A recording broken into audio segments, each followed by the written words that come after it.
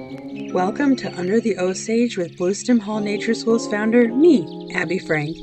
This is a series to dive into the philosophy of power, trust, embodiment, and a deep connection to the earth, and how what happens in the classroom translates to the structure and health of our society.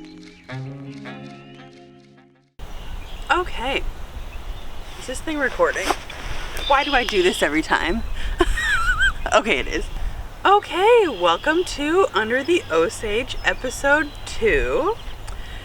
My name is Abby, and I am the founder of Bluestem Hall Nature School, and today we are talking about place-based learning, which is a concept you may have heard of. It gets tossed around a little bit, especially in the forest school, nature school community. So what is that, you might ask? And place-based learning, simply put, is using your exact location, your place geographically, as a jumping point for learning. So here with us, we are located on the 120-acre Barnhart Prairie, and that is a huge jumping point for our curriculum. If you were in the city streets of Manhattan, you might have a more architectural place-based learning or historical, but it has a great deal to do with your local geography, your local history, your community as a starting point for ways to learn. It's not to say we can't pretend like we are whales and sharks swimming in the great blue sea, because we do every day, but it has a lot to do with also understanding your local community, and for us that has a lot to do with our plant and animal species. So there is a real sense of empowerment being in the prairie and being able to identify what species you're seeing of, especially the plants, but also the animals and the birds. That's a really fun one. Even flowers. So we can begin to connect those points of learning to the cyclical nature of our prairie. And believe you me, when the prairie's in full bloom, every 2 weeks, she's totally different. And so there's just ways to connect that. For example, our red-winged blackbirds just arrived, and they are the first sign of spring. So they show up when it's still pretty cold, and they start singing, and it's always the first sign that spring's around the corner, and that is always really exciting to hear. They kind of take over though. Our trees are like heavy with them, and they can be deafening, but I like to think that they have their town hall meetings on top of our schoolhouse, because they just line up in a row and they are just bickering for hours on top of our building. And I wonder, what are they arguing about? So many things. They have a lot to say this time of year. I wonder if it has to do with like territory. They're like, you got that tree last year. I'm putting my hat in the ring for this year. I don't want to talk about it much more. You never know. So one of the ways that anybody can approach place-based learning is to just start to like figure out the web of your community. You might start with your state. We live in Illinois, which is quite large, so it doesn't always make sense to kind of like go that far. But if we're talking about a migratory bird or something that comes to visit the whole region, the whole Midwestern region, then that's totally fine. With preschoolers, it can be helpful to kind of narrow in a little bit more, just conceptually they are understanding like where they are geographically still. So it can be helpful to start with your city or your town, and then you might kind of narrow in on your neighborhood, your block, which is funny out here. We like, our neighborhood is like our neighbor like 3 miles over. Like we don't really have a neighborhood per se, but most people do. And then you can really start to explore your yard, your house, and ultimately you will be able to have a sense of understanding about the place-based learning happening within yourself and your own body.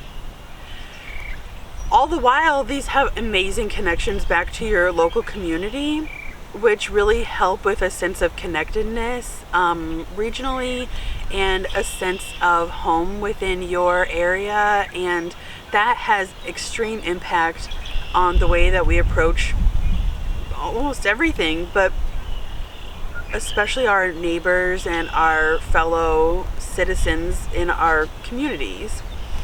And the amazing thing is that whether you're a preschooler or whether you're an adult, you have so many things to learn from if you just start to narrow in on your immediate area.